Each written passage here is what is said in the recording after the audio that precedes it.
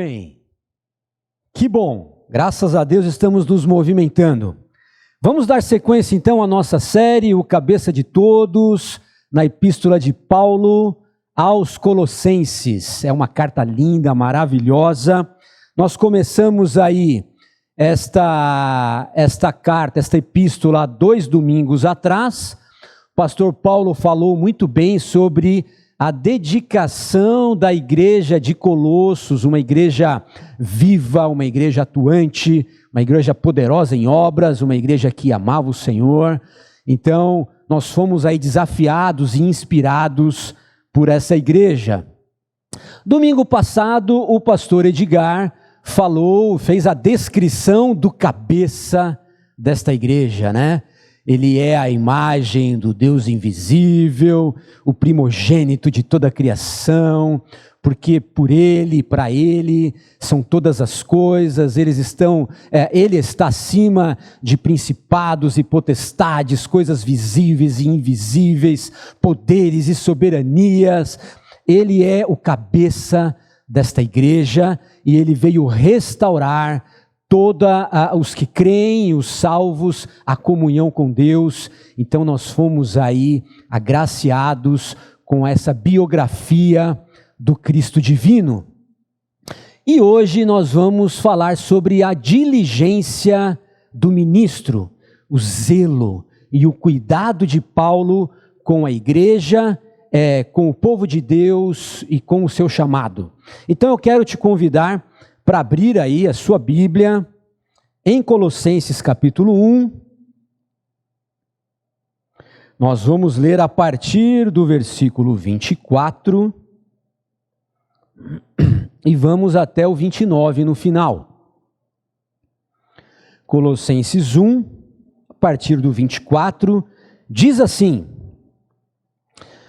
Agora me alegro em meus sofrimentos por vocês, e completo no meu corpo o que resta das aflições de Cristo, em favor do seu corpo, que é a igreja. Dela me tornei ministro de acordo com a responsabilidade por Deus a mim atribuída, de apresentar-lhes plenamente a palavra de Deus.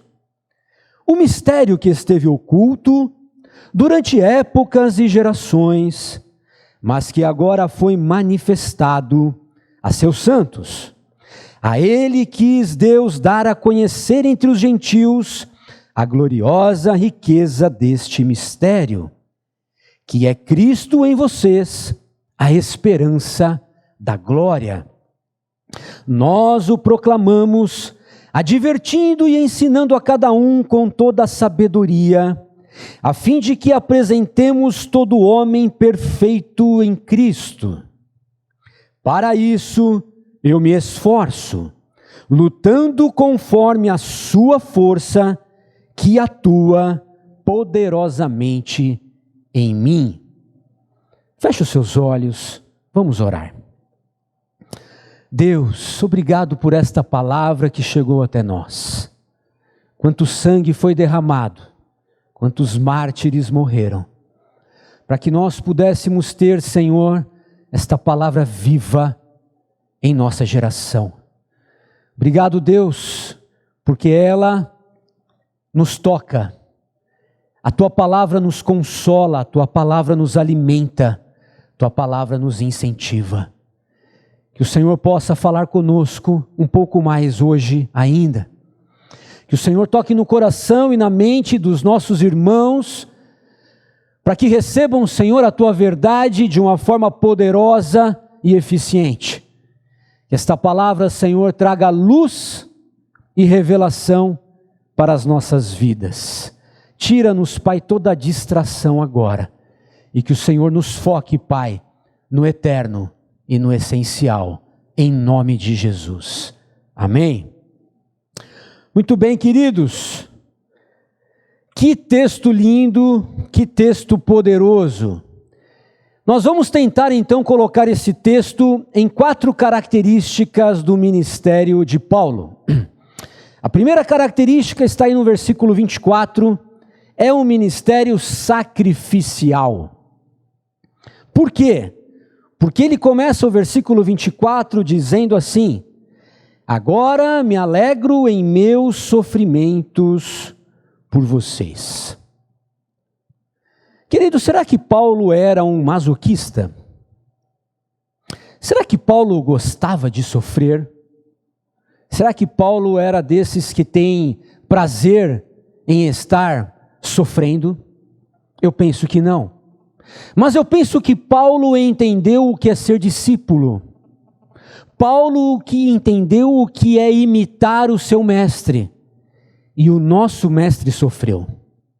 Ele sofreu e disse que nós também sofreríamos.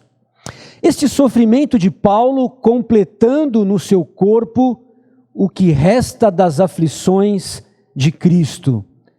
Claro que Paulo não está dizendo aqui que ele está completando algo que Cristo não havia acabado. O sacrifício de Cristo, expiatório pela humanidade, foi suficiente. Ele foi total, ele foi completo. Ninguém mais precisa sofrer por isto. Mas Cristo diz que a sua igreja, que estaria com ele, sofreria também os danos do pecado que há no mundo. Cristo então nos chama para parecermos com ele em tudo, inclusive nos sofrimentos, em prol dos nossos irmãos e em prol da igreja. E eu te pergunto, meu querido, você está disposto a sofrer pelo Evangelho? Será que nós estamos dispostos a sofrer pelos nossos irmãos? Ou será que estamos tão acostumados com essa teologia do bem-estar e da prosperidade, que diz que nós temos que estar sempre bem, sempre tranquilos, sempre em paz, sempre felizes, sem lutas, sem dificuldades, porque as lutas vêm do inimigo, mas tudo que é de bem-estar vem de Deus. Esta teologia não é bíblica. Essa teologia não está nas Escrituras. Essa é uma teologia do coach, de você ser bem-sucedido em tudo, de você sempre estar em conforto e comodidade. Mas o evangelho que Cristo pregou é um evangelho do desafio, é o evangelho da luta contra o pecado, da luta contra o sistema corrupto deste mundo, e porque nós temos valores cristãos, porque nós temos valores do reino de Deus, nós seremos sim confrontados com o espírito deste mundo. É exatamente isso que que Jesus diz no Evangelho de João, no capítulo 15. Jesus fala assim: se vocês pertencessem ao mundo, ele os amaria como se fossem dele. Todavia, vocês não são do mundo, mas eu os escolhi, tirando-os do mundo, por isso o mundo os odeia. Olha esta frase, esta declaração de Jesus: queridos, o mundo nos odeia. Se o mundo te ama, e se você ama o mundo, é porque nós estamos longe de Cristo. Perto de Cristo, nós somos odiados pelo mundo, porque Cristo e o mundo são antagônicos, são polos extremos. Cristo e esse sistema que há no mundo corrupto não tem nada de afinidade. Então essa é uma decisão que nós precisamos tomar. Ou nós escolhemos nos moldar a este mundo e vivermos uma vida mais tranquila, agradando as pessoas, agradando o ambiente, a rodinha de amigos, sendo favorável às coisas que acontecem na empresa, mesmo ilícitas. Ou nós vamos decidir representar em nós os valores do reino de Deus, e aí nós vamos entrar em choque, nós vamos confrontar o sistema corrupto deste mundo. O texto continua dizendo assim, no capítulo seguinte: eu lhes disse essas coisas para que em mim vocês tenham paz. E esta paz não é a ausência de aflição, mas é estar seguro em Cristo, passando por elas. Neste mundo vocês terão aflições, é uma afirmativa de Jesus. O cristão verdadeiro terá aflições. Contudo, tenham ânimo, força, determinação, porque eu venci o mundo, diz Jesus. Eu venci o pecado e o sistema corrupto que habita e que opera neste mundo provisório. Eu venci e nós somos chamados para vencermos com Ele. Amados, Deus nos chama para uma vida de renúncia. Deus nos chama para uma vida de entrega. E Deus nos chama para nos alegrarmos nos sofrimentos. Mas aí eu fiquei pensando, e algumas pessoas pensam assim também, será então que eu vou me alegrar com todos os sofrimentos que eu tenho? Será que eu devo mesmo me alegrar com tudo? Não. Nós devemos nos alegrar quando nós somos perseguidos porque estamos representando os valores do reino. Exemplos. Se você, meu querido, ou eu, formos demitidos porque nós não compactuarmos com algo ilícito na nossa empresa, se alegre. Se você, meu querido, perder uma venda ou uma promoção porque você não quis enganar o cliente, se alegre com esse sofrimento, porque Deus está se alegrando com a sua atitude, com o seu comportamento. Se você, meu querido, está sofrendo uma rejeição por amigos, ou talvez até um abandono de uma namorada, ou até de um marido, porque você não quer compactuar com algo profano, porque você quer manter a sua santidade, se alegre. Se alegre com isso. Se você estiver sendo cerceado na sua liberdade, talvez até preso, como muitos irmãos estão sendo agora, pelo mundo, porque você quer defender os valores do reino de Deus e não quer negar a sua fé, se alegre. Ou talvez, se você está sofrendo um agravo, perdendo até de abrir mão do seu próprio direito, em prol de alguém que necessita mais daquilo, se alegre. Eu lembro uma vez que eu estava vindo pela estrada do Campo Limpo, e eu namorava ainda com a Cidinha, então isso já vai fazer 28, quase 30 anos. A estrada do Campo Limpo não tinha ainda aquela divisória que tem ali, aquela guia no meio, para dividir as pistas, e era uma bagunça. As pessoas entravam e saíam em todas as ruas, tinham muitos acidentes. Isso era comecinho da década de 90. E eu estava vindo com a Variante 2 verde metálica do meu pai. O pessoal hoje ouve Variante e acha que é do coronavírus, né? Mas Variante já foi um carro, gente. E essa Variante 2 aí era top, ela andava bem, motor 1600. E eu estava vindo para deixar a Cidinha em casa, e um carro veio na contramão e me acertou. Acabou com os dois carros à frente dos dois, graças a Deus ninguém se machucou, mas o impacto foi forte. Quando eu saí do carro atordoado, com pequenas escoriações ali, vi como é que a minha namorada na época estava, hoje minha esposa, ela estava bem, e aí eu fui entender o que tinha acontecido.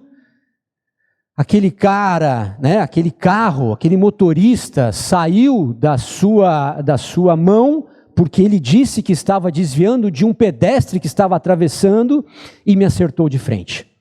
O prejuízo foi grande, na época eu estava até meio duro, sem recursos, mas eu conversei com meu pai e nós decidimos ficar com aquele prejuízo, porque o carro dele era um carro muito velho. Eu não lembro se era um Fusca ou uma Brasília, mas era muito velha. O carro estava cheio de criança, a gente percebia que as pessoas eram muito simples e que aquilo ia fazer muita falta para ele.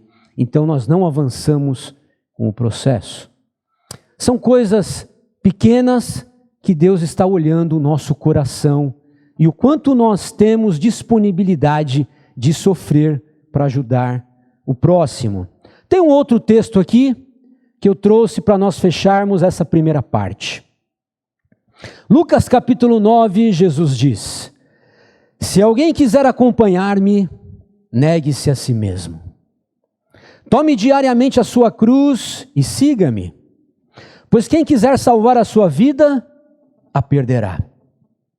Mas quem perder a vida por minha causa, este a salvará.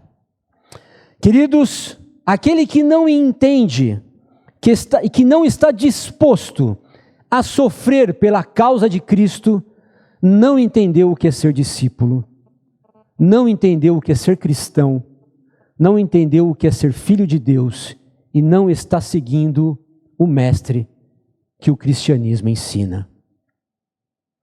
O ponto 2 que eu trouxe aqui está do versículo 25 ao 27, e esse texto é muito rico, daria uma mensagem só nesta perícope aqui, neste trecho.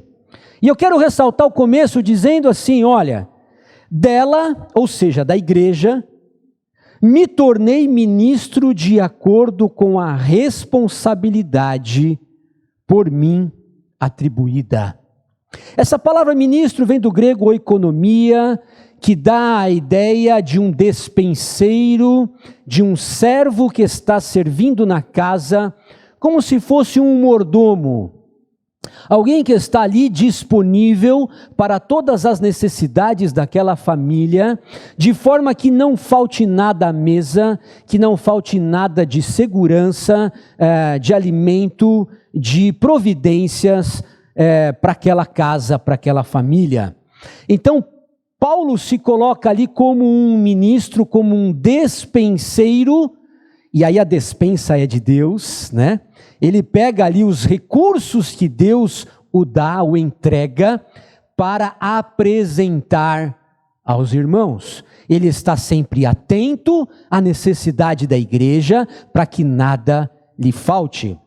Com a responsabilidade por Deus a mim atribuída. Meu querido, como está a sua mordomia?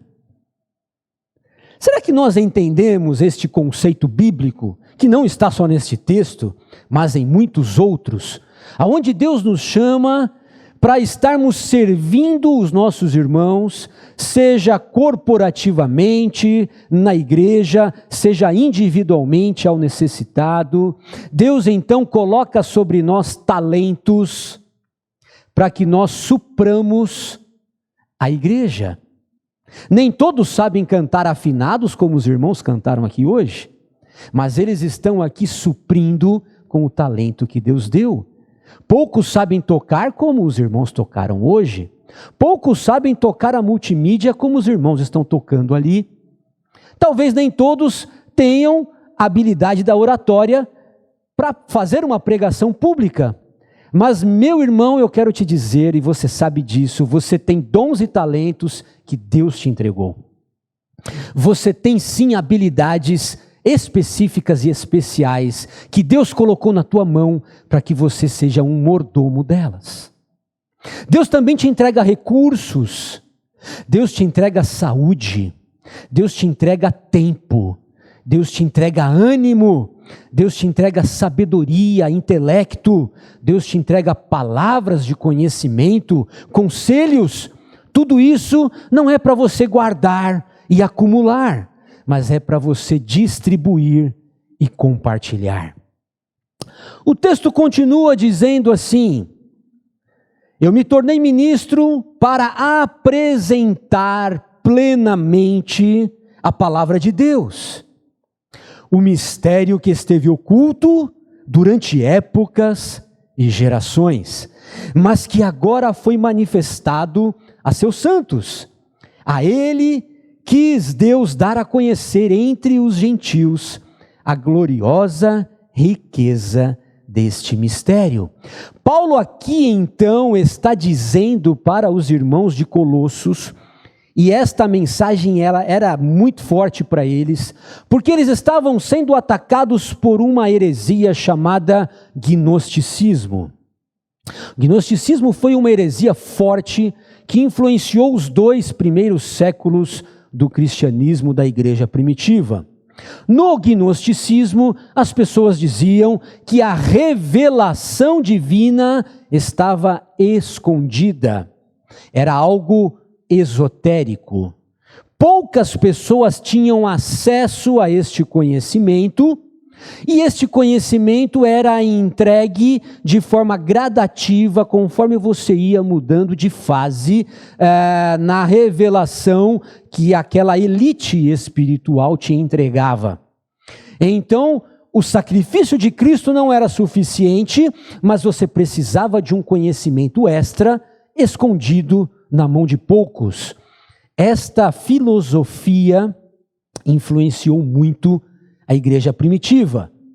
Mas o cristianismo, como diz Paulo, é totalmente diferente. Olha só, enquanto o gnosticismo prega uma sabedoria escondida,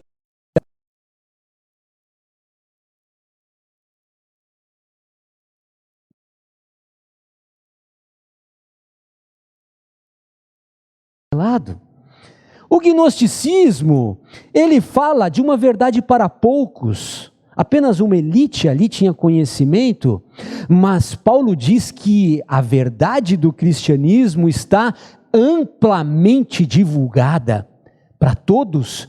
Todos têm acesso à verdade divina.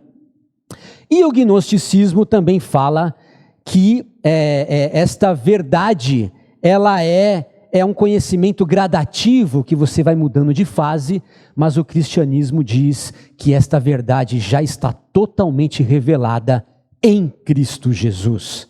Então, Paulo aqui, ele vai de frente contra esta seita.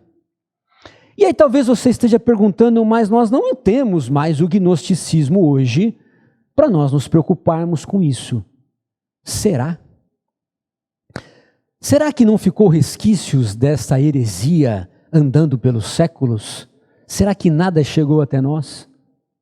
Quando você vê pessoas procurando conhecer o futuro através das cartas, algo escondido nos búzios, na palma da sua mão ou nos horóscopos, nos astros, o que você acha que essa pessoa está procurando? Um conhecimento esotérico. Algo escondido. Quando você vê um movimento, eu não sei nem o que dizer sobre isso, não é uma religião, talvez seja como a maçonaria ou como a cientologia, por exemplo, que diz que há um conhecimento secreto ali e que você precisa estar ali para conhecer. Esotérico, gnosticismo. Quando você vê seitas, queridos, e muitos se dizendo cristãos, dizendo que a palavra de Deus não foi totalmente revelada, mas que foi necessário que algum anjo ou alguma revelação viesse a alguém ao longo da história, e geralmente esse alguém que recebeu esse anjo, essa revelação, é o fundador dessa seita, e ele escreve uma revelação para adicionar, para somar as escrituras, porque ainda estava faltando, estava incompleto.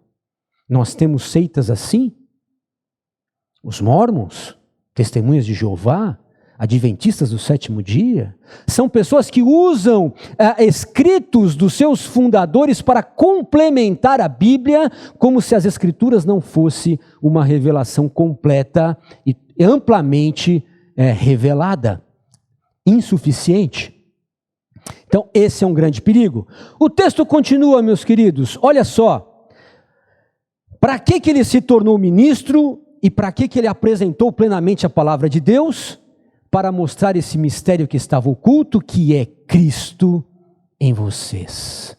Gente, Cristo em vocês, Cristo em vós, nós nele, nós no Espírito, em Cristo são expressões amplamente divulgadas no Novo Testamento.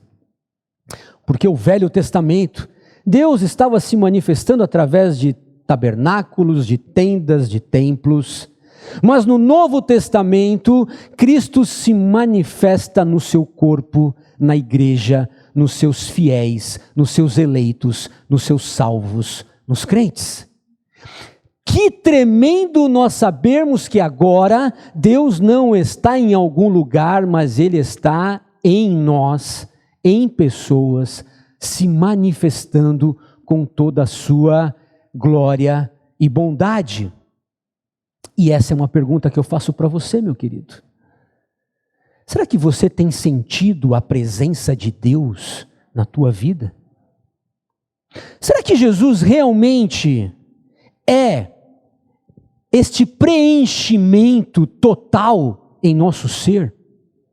Será que hoje nós vivemos, acordamos e vamos trabalhar e vamos viver a vida cientes de que nós estamos em Cristo e Cristo está em nós?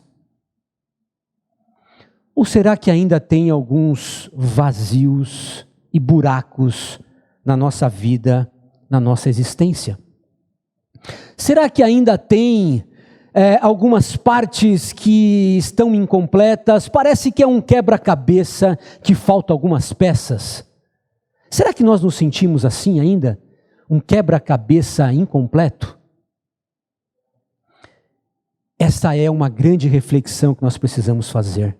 Porque a palavra de Deus nos diz que nós estamos completos nele, que nós estamos realizados em Cristo, e Cristo está em nós, e aonde Cristo está não falta mais nada. Aonde Cristo está, a completude, a maturidade, a perfeição. Aonde Cristo está, não há falta de nós buscarmos em alguma coisa, porque tem muita gente buscando satisfação na sua família. Tem muita gente buscando satisfação na sua carreira. Tem muita gente buscando satisfação nos seus amigos, nas suas viagens, no seu dinheiro, na sua aparência, na sua beleza. Meu querido, se Cristo não é suficiente em você, alguma coisa está errada. A palavra de Deus diz que Ele está em nós, e onde Ele está, nada nos falta. Este conceito eu trouxe aqui para os irmãos, é um conceito amplamente divulgado, e nós vamos ver que ele é o selo, ele é a imagem de pessoas regeneradas. Romanos 6,11 vai dizer que antes nós estávamos mortos, mas agora nós estamos vivos em Cristo. Romanos 8,1 vai dizer que antes nós éramos condenados pelo pecado, mas agora justificados em Cristo. Romanos capítulo 12 vai falar que antes nós éramos desgarrados, mas agora nós estamos unidos como igreja em Jesus. Em Coríntios vai dizer que nós éramos um velho homem, mas agora em Cristo Jesus nós somos um novo homem, transformados e regenerados. Gálatas capítulo 5, nós estávamos antes nas obras da carne, mas agora nós vivemos no fruto do Espírito. Em, no, são palavras-chave para nós entendermos esta conexão. João 8 diz que antes nós estávamos nas trevas, mas agora estamos na luz, que é Cristo. Viva Jesus dentro de você, meu irmão. Muito bem, vamos agora então para o segundo ponto. Aliás, o último ponto do segundo. Ele diz que, o texto diz que Cristo em vocês resulta em algo, a esperança da glória. Meu irmão, esse texto aqui está dizendo que porque Cristo habita em nós e eu estou nele, eu tenho uma esperança, a esperança da glória. E esta esperança do grego não é como a nossa esperança no português, que dá a impressão de nós estarmos apenas esperando algo que pode ser que aconteça ou não. Mas esta palavra no grego, ela tem uma conotação de esperança certa. Eu estou esperando em algo que vai acontecer. Não é uma dúvida, não é uma possibilidade, é uma certeza. A esperança da glória é uma certeza para todo cristão regenerado em Cristo Jesus, que teve essa vida transformada, que saiu das trevas para a luz, que saiu da morte para a vida, que saiu da carne para o espírito. Esta é uma verdade, por isso, meu irmão, nós temos que acordar pensando no céu. Nós temos que dormir pensando na eternidade. Nós não podemos mais andar distraídos com as coisas deste mundo. Eu não estou dizendo aqui para você ser um alienado, mas eu estou dizendo aqui que nós temos que colocar em prioridade na nossa mente e no nosso coração o que realmente tem uma perspectiva eterna. Nós não podemos mais andar tão preocupados com as coisas deste mundo ao ponto que não temos mais tempo de pensarmos na eternidade. Nós temos que visualizarmos o céu e a eternidade desta glória, porque antes o pecado havia nos separado da glória de Deus, como diz Paulo em Romanos 3:23. Antes nós estávamos separados, destituídos da glória de Deus, mas agora em Cristo Jesus, a esperança da glória veio a nós. Ele está restaurando em nós a imagem de Deus. Por isso nós visualizamos agora a eternidade. Meu irmão, pense nisso. Paulo estava pensando exatamente nisto, neste outro texto de 2 Coríntios capítulo 4. E ele diz, por isso não desanimamos, embora exteriormente estejamos a desgastar-nos, interiormente, porém, estamos sendo renovados dia após dia, pois os nossos sofrimentos leves e momentâneos estão produzindo para nós uma glória eterna, que pesa mais do que todos estes sofrimentos passageiros. Assim, fixamos os olhos, não nas coisas que se vê, mas no que não se vê. Pois o que se vê é transitório, é passageiro, é corruptível, vai passar, mas o que não se vê é eterno. Por isso, meu irmão, talvez você esteja vivendo para uma casa nova, talvez você esteja vivendo para ver o seu filho na faculdade formado, talvez você esteja vivendo e colocando toda a sua força para conquistar aquela posição na empresa. Eu te digo, meu irmão, tudo isso vai passar. Tudo isso é transitório, isso não é eterno. Eterno é a nossa vida com Deus, é a nossa comunhão com o Pai. Tem muita gente dizendo assim, Senhor, não volte agora, eu quero ver os meus filhos crescer. Senhor, não volte agora, eu preciso casar antes. Senhor, não volte agora, eu quero aproveitar a minha casa nova, o meu apartamento novo, eu acabei de mobiliá-lo. Querido, tudo isso é tão pequeno, diante da glória que Deus tem para nós.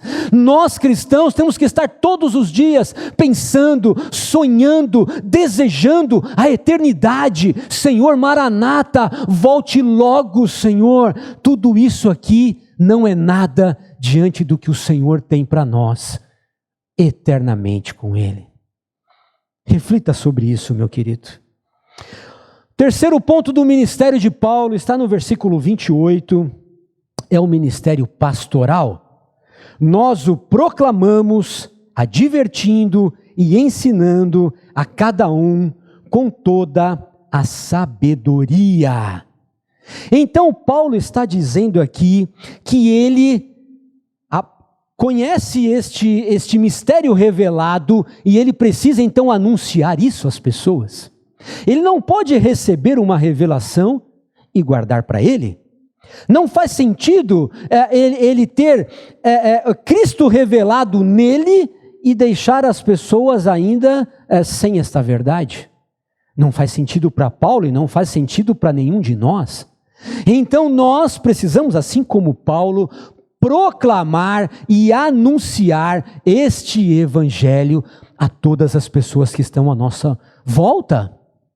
As pessoas que trabalham conosco, as pessoas que pegam a condução conosco, as pessoas que são nossos vizinhos, as pessoas que moram dentro da nossa casa, as pessoas que cresceram conosco. Todas as pessoas precisam ter esse Cristo revelado, porque isto mudou a minha vida, mudou a sua e vai mudar a deles. Nós precisamos anunciar e proclamar. Mas Paulo não diz aí, não para aí. Esse ministério pastoral de Paulo, ele não para na proclamação, ele também diz que ele está advertindo as pessoas sobre os perigos que há no mundo. Então não basta nós proclamarmos, mas nós também somos chamados como igreja e corpo de Cristo a advertir o nosso irmão, a puxá-lo quando ele está indo por um caminho errado, a adverti-lo para que não dê um passo a mais que vai levá-lo para o abismo. Quando ele está se esfriando na fé, quando ele está num relacionamento abusivo, quando ele está mentindo para ter facilidades na vida, nós precisamos advertir nossos irmãos e nós precisamos ter um coração que também aceite advertências.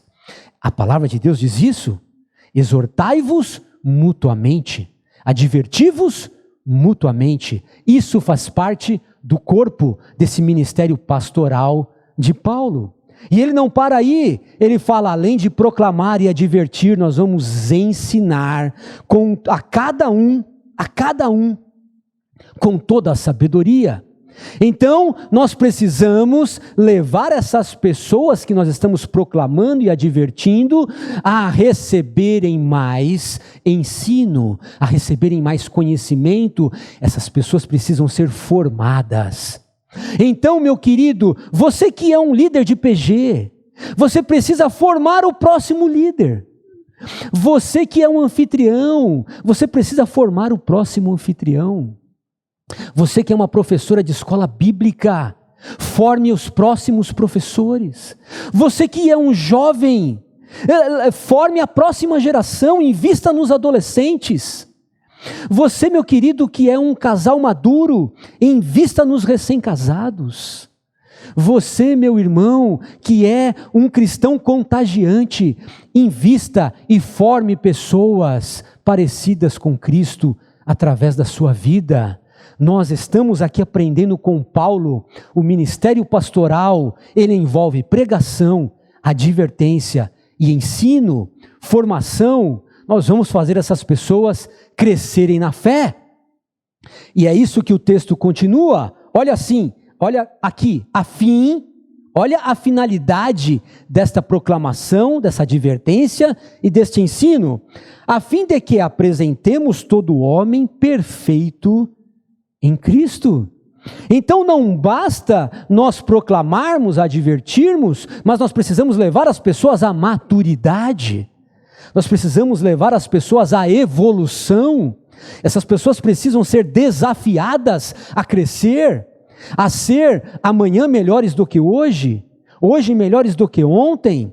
Essas pessoas precisam entender que Cristo quer que elas cresçam na fé, que elas amadureçam, que elas não continuem como bebês espirituais. Olha só o que o comentário do Novo Testamento, do Earl Radmacher, fala sobre esse texto. Paulo não estava satisfeito somente em ver as pessoas nascerem de novo. Olha que interessante, muitas pessoas param aí. Ele assumiu a responsabilidade de levá-las à maturidade. Tirou-as da infância e levou-as à infantaria. Olha aí, meu irmão Valmir, levou-os à infantaria. Os bebês espirituais têm grande potencial, diz, mas se tornam um sério dreno na igreja e uma fonte de problemas incalculáveis, caso permaneçam para sempre no berçário. Imaginem só, gente. Imaginem as nossas irmãs que cuidam do berçário aqui da igreja. Imagina toda semana chegando bebê novo e não saindo nenhum. Que tamanho que ia ser o nosso berçário aqui? Depois de 10 anos. Imaginem. Esse prédio não ia caber de tantos bebês espirituais chegando e ninguém crescendo. Trazendo para a nossa analogia, é exatamente isso. Todo mundo ama um bebê, mas quer que o seu bebê cresça. Deus nos ama quando somos bebês espirituais, mas Ele quer que nós cresçamos, que a gente suba de nível, que a gente vá para o Horto Júnior, que a gente vá para a classe de juniores, que a gente vá para os adolescentes, que a gente seja um jovem empolgante e um adulto maduro na fé. Deus espera isso de nós. Como anda o teu crescimento, meu irmão? Como anda a tua evolução na fé? Como anda o teu investimento em tudo isso? Um outro texto muito bom para nós entendermos isso está em Filipenses capítulo 3. Paulo diz assim: não que eu já tenha obtido tudo isso. Ele não está maduro em tudo. Ou tenha sido totalmente aperfeiçoado. Mas eu prossigo para alcançá-lo, diz Paulo. Ele não está parado. Pois para isso também fui alcançado por Cristo Jesus. Irmãos, não penso que eu mesmo já o tenha alcançado, mas uma coisa eu faço. E o que é que Paulo faz? Eu esqueço-me das coisas que ficaram para trás e avançando para as que estão adiante, prossigo para o alvo, a fim de ganhar o prêmio do chamado celestial de Deus em Cristo Jesus. Então ele faz aqui uma analogia: os que crescem alcançam o prêmio, os que não crescem, Todavia, todos nós que alcançamos a maturidade, devemos ver as coisas dessa forma. Todos os maduros são chamados para ver com esse óculos. E se em algum aspecto vocês pensam de modo diferente, se tiver alguém aí pensando que não precisa crescer, ele diz que também Deus lhe esclareça, que Deus lhe traga a revelação do que é para você fazer. Você não pode ficar acomodado. Muito bem, o quarto e último ponto do ministério de Paulo é o ministério potencial. Olha o versículo 29, ele diz assim: para isso, tudo isso que ele falou, eu me esforço, lutando conforme a sua força que atua poderosamente em mim. Paulo, então, querido, está nos dizendo aqui que ele não ficava parado. Ele não ficava acomodado, sentado no sofá, comendo uma pipoquinha, assistindo um Netflix todas as noites e deixando a vida o levar. Ele se esforçava, ele se dedicava. Meu querido, preste atenção nas coisas da vida. Tudo depende de quanto esforço nós colocamos, nós nos empenhamos naquele projeto. Quando nós olhamos um profissional de sucesso, qual é o segredo daquele profissional? É a dedicação que ele teve para aprender a sua profissão. É o quanto ele se dedicou para estudar aquilo que ele iria fazer. Quando nós vemos um aluno nota 10, um aluno bom na nossa turma, nós vamos ver o segredo dele. O segredo dele é que enquanto as pessoas estão saindo, ele está estudando. E ele está prestando atenção na aula. E ele está fazendo a sua pesquisa. Por isso ele vai ser bem sucedido. Quando nós vemos um crente bem sucedido na fé, será que ele teve uma revelação especial que nós não tivemos? Ou será que ele está se dedicando à sua fé? Ou será que ele está orando, buscando a Deus e procurando viver a palavra de Deus na prática na sua vida, em intimidade com Deus, em jejuns e orações, na prática deste evangelho que o transformou. Será que não é isso? Eu não estou dizendo aqui de resultados, queridos. Eu não estou dizendo aqui que todo cristão tem que tirar nota 10 na escola, que todo cristão tem que ser o chefe da empresa. Não é nada disso.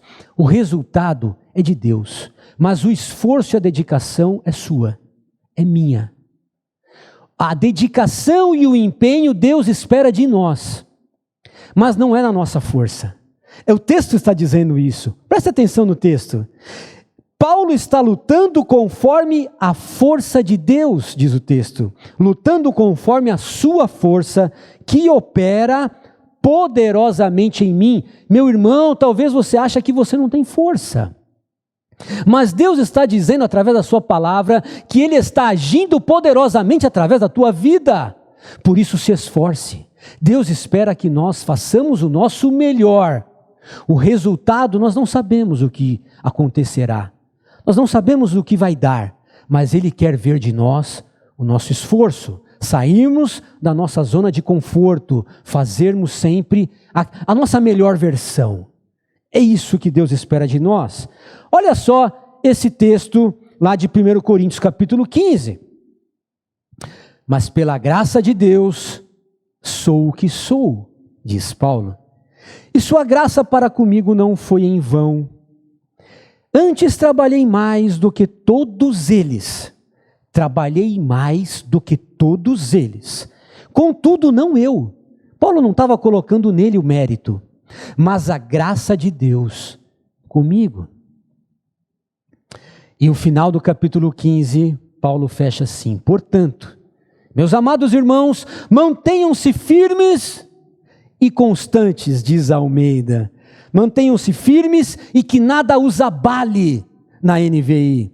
Sejam sempre dedicados à obra do Senhor, pois vocês sabem que no Senhor o trabalho de vocês não é vão, o trabalho de vocês não será inútil. Deus saberá recompensar aqueles que o buscam, diz lá em Hebreus capítulo 11, aquele que tem fé e que crê em Deus, sabe que Ele é galardoador daqueles que o buscam e que Ele está e estará recompensando o nosso esforço. Que texto lindo, queridos. Nós vimos então, um resumo aqui, nós vimos então que o ministério sacrificial de Paulo nos ensina a sofrer com alegria. Aprendemos também que o ministério serviçal ou servil de Paulo nos ensinou a exercer a nossa mordomia. O ministério pastoral de Paulo, aprendemos o valor da evolução. E no ministério potencial de Paulo, nós aprendemos a aplicar a nossa dedicação.